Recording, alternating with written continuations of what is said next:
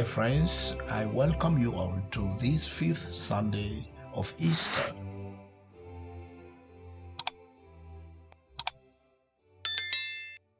In the past, so during these Easter weeks, we have been reflecting on the journey of the first community of disciples of what we call the first Christian community. At first, I would say it seemed like a kind of a river flowing gently in the dry season, calm, clear, and without obstacles. Everything went smoothly. We saw them living united with one heart and soul, helping each other in every way possible, both spiritually and materially. But in today's reading, we have a different impression. We begin to see that all is not as simple as it first appeared.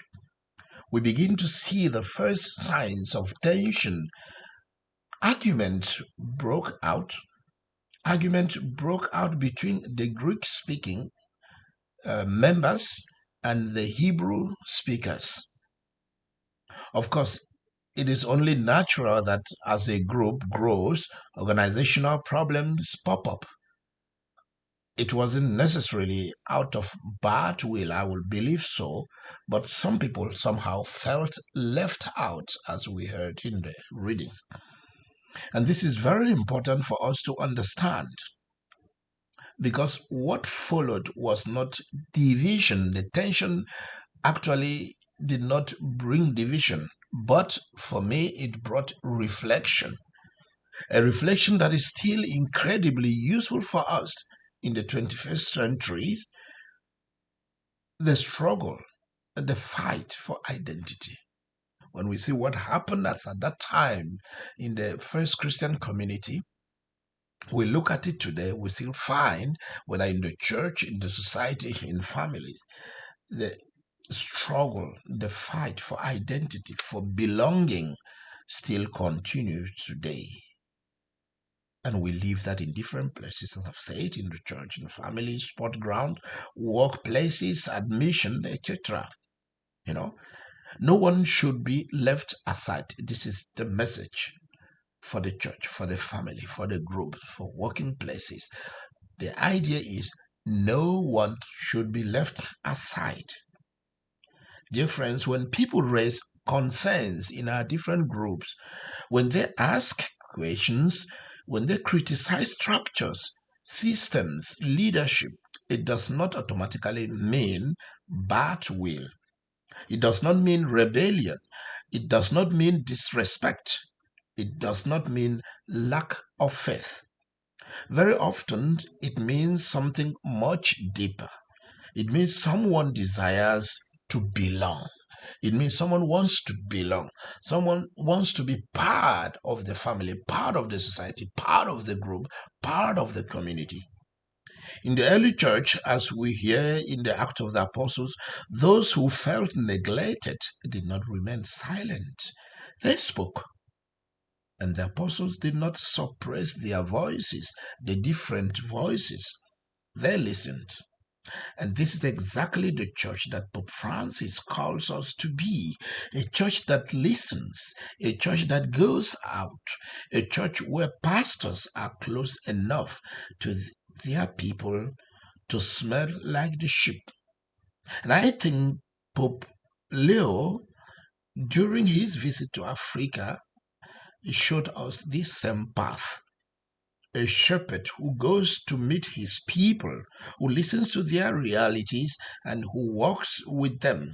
During his recent Africa visit in April 2026, he explicitly described himself as going as, and I quote, a shepherd to meet and encourage the people of God, end of quotation. Another report noted that during the trip, he listened broadly and allowed the reality of the people to shape somehow his approach. Therefore, for me, his visit to Africa also highlighted a church close to people's struggles. And we noticed throughout his time in Africa, he had contact with prisoners. He met prisoners, addressed corruption and injustice, spoke about poverty and migration, encouraged hope among ordinary people that he met. Even if somehow Pope Leo does not always repeat the exact phrase of Pope Francis, which he doesn't need to, like smell like the sheep, I think his actions and words in Africa clearly reflect a church that listens, a church that goes out to meet people, a church that is close to human realities, a church that takes people seriously, a church that sees, connects, and relates. That visit for me gave somehow what I call a psychological support, boosted faith in a challenging continent. It matters to me to be seen. And this is what the Pope demonstrated. It matters to me to be heard. It matters to be included. And people are now struggling with this today. Not just to be seen, but to be heard, to be included, to be part of the system. And this is very important for us today.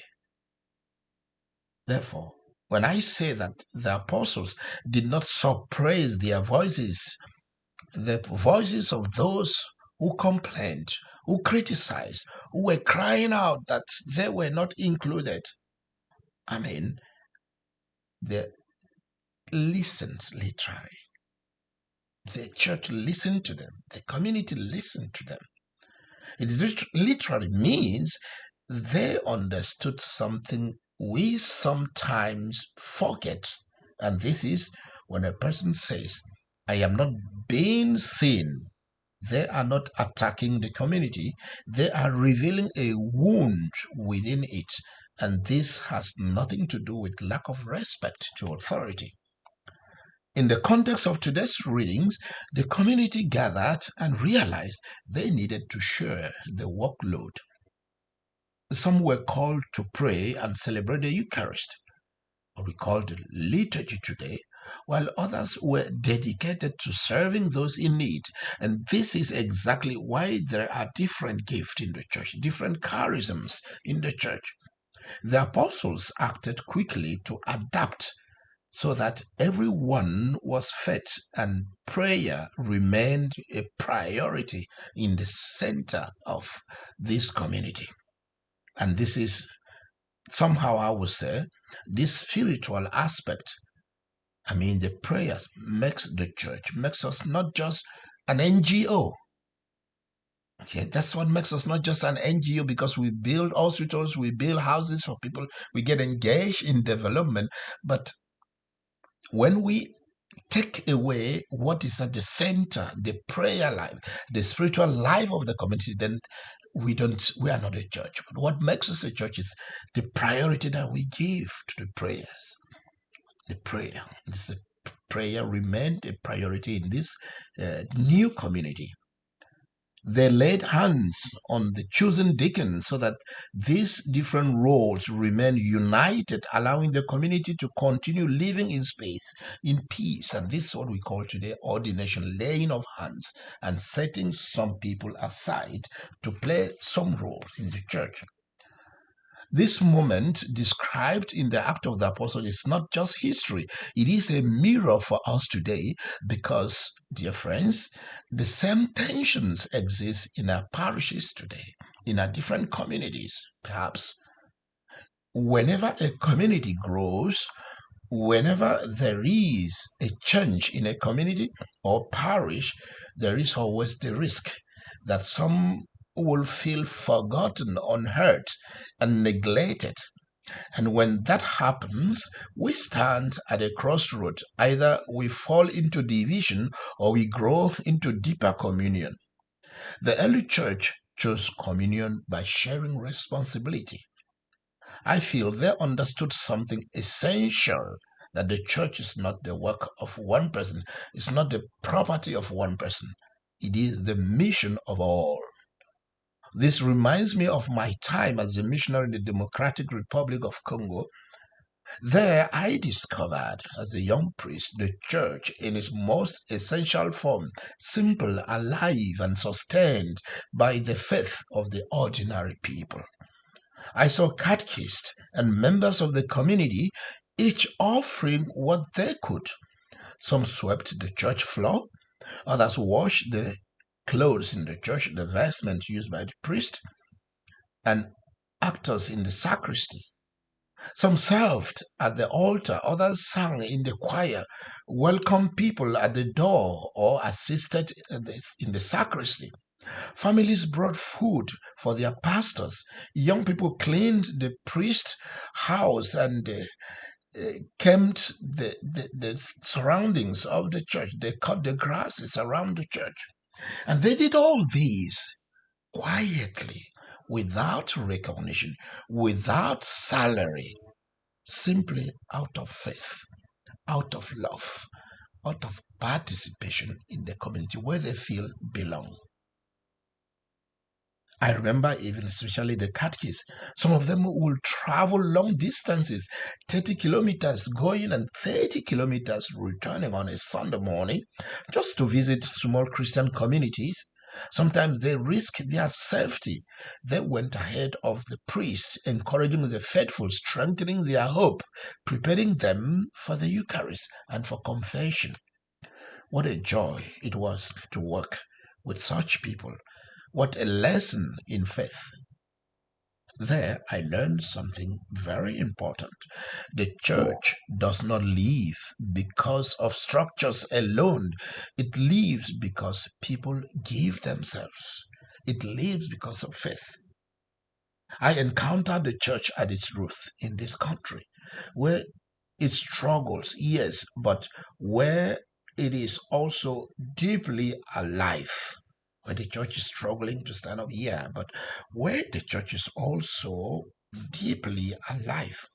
Unfortunately, in some of our cultures and institutions, authority can be lived like a triangle, very narrow at the top and very wide at the bottom. I mean, with regards to decision making. That means basically decision come from above, and those below are expected simply to obey without question, without dialogue. But today it is clear for me, people are awake. That type of church, that type of handling of community families does no longer work today. They want to be heard. People want to be heard. Okay? People are awake and they want to be heard. They want to be seen. They want to be included, regardless of their origin, their profession, or their culture. And this is not a threat to the church. It is an opportunity for the church to become more fully what it is called to be. Because people will naturally go where they feel welcomed, and they will quietly withdraw from where they feel excluded. This is exactly what we see in the early Christian community. The conflict was not the real problem, I must say. The real issue was the origin of this conflict. Conflict, we will have it all the time somehow, but the origin, if we don't know the origin, then it becomes difficult to solve the problem. Some people were being overlooked, and instead of hiding their reality, the apostles faced it. But today, this is where we and others, and even in families, often struggle because touching the root cause of a conflict is not easy.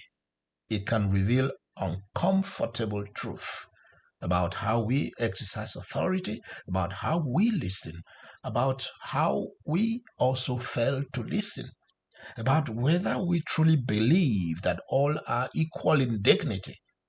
Sometimes we prefer to manage the surface instead of healing the root. We silence the complaint instead of understanding the pain. But what thing is clear, very particular to me, one thing is outstanding and clear, and that is sure. Yeah, a conflict that is not understood at its root will return again and again. Therefore, it is important to note that the early church shows us a different way. They did not fear the truth. They allowed the truth to be guided. They allowed the truth to guide them also. And because of that, they were able not only to resolve the conflict, but to grow stronger through it. Not just to resolve the conflict, not just to solve the problem, but to grow strongly through it, through conflict. Dear friends, a mature parish or church community is not one man's show. It's not without a question. It is one where questions can be asked without fear. A living church is not one without criticism. It is one where criticism becomes a path to deeper truth, greater justice, and stronger community, and a stronger communion. There is a temptation of these days to think of the parish as belonging to one person, managed by the one in charge alone. Decisions are centralized, authority is held tightly, and yet within the same community, there are men and women richly gifted, people trained in finances, in administration, in education, in leadership role, and very, very competent. But too often, their gifts are not called forth. Their voices are not listened to. This is not the vision of the early church. A parish is not one man's show. It is the people of God. And when the gifts of the people of God are ignored, then the whole community becomes poorer even when supported financially. Even more, we must be honest about something sensitive today. Sometimes the pulpit also, the sacred place of the Word of God, can be used not to build up but to control. Words can become so heavy for people. They can create fear instead of faith, distance instead of communion. But fear does not build the church today. Love does. In today's gospel, from the Gospel of John, Jesus shows us a different way. He says, I am the way, not the controller, not the one who has the power, not the one who imposes, but the way. He listens patiently to Thomas, the apostle, in his doubt. He responds gently to Philip, the apostle, in his searching. Jesus does not silence questions. He walks with those who ask them. He does not dominate. He accompanies. He does not create fear. He builds trust. This is the model of leadership in the church that we need today. But this message also, we have to know, it's not just about priests. It's not just about the church. It is also for each one of us, because sometimes we remain silent when we should step forward. We see what is missing, but we do not offer what we have. The early community did not just complain. They took responsibility. They chose leaders. They made themselves available. So today, the Lord asks each of us, what gift has God given me for my church? Am I using it? Or am I waiting for others to do everything? If we truly live these words, something beautiful will happen. Our parishes will become places where every voice is respected, every gift is welcome, leadership is shared, and love is visible. And then, just like in the early church, the community will grow, not just in numbers, but in spirit. Therefore, we pray today, may the Lord give us the courage to move from control to collaboration, from fear to trust, from isolation to communion, and may our parishes truly become what they are meant to be, a living signs of God's love in the world, what they are called to be, a living village of God, where no one is missing, where no one is excluded, and where every voice matters. The Lord be with you. Open your heart to the Lord. Food